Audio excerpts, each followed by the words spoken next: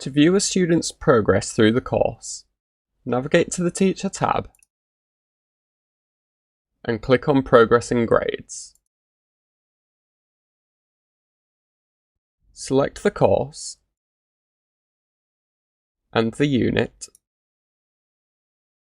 and then select Course Progress.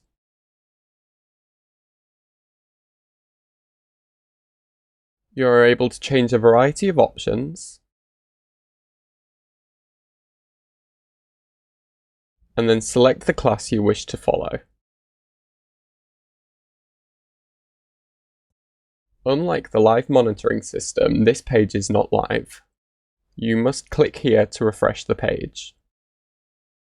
Here you are able to track the overall progress of each student throughout that course unit. You are able to see when lessons are not started, how far through lessons students are, when a student has finished, including their grade. The box is colour-coded red for less than 50%, amber for between 50 and 55%, and green for above 55%. Here you can see multiple boxes are given for multiple attempts.